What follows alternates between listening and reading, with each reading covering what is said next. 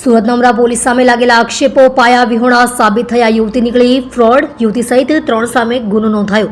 સુરત શહેરમાં સ્પામાં કામ કરતી એક યુવતી દ્વારા ઉમરા પોલીસની PCR-1 માં પેટ્રોલિંગ કરેલી ટીમ સામે કરેલા ગંભીર આક્ષેપોની તપાસમાં ચોંકાવનારો ખુલાસો થયો છે. યુવતીએ દારૂનો કેસ ન કરવા બદલ રૂપિયાની માંગણી કરી અને શારીરિક કડપલા કર્યાના આક્ષેપો સાથે ઉમરા પોલીસ મથકે અરજી આપી હતી. જોકે ઉચ્ચ અધિકારીઓની દેખરેખ હેઠળ કરવામાં આવેલી તપાસમાં આ આક્ષેપો પાયા વિહોણા અને ખોટા સાબિત થયા છે.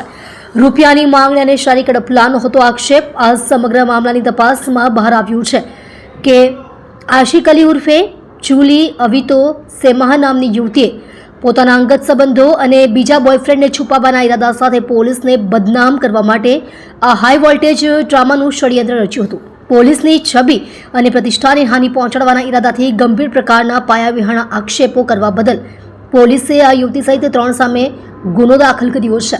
યુવતી સહિત 3 લોકો સામે ગુનો દાખલ કરાયો. આ કેસમાં પોલીસે સુનિલ ઉર્ફે ગોન્ટુ કંચનભાઈ કંથારિયા, આશિક અલી ઉર્ફે જુલી અવિતો સેમા, સરફરાઝ ઉર્ફે રોકીની અટકાયત કરી છે.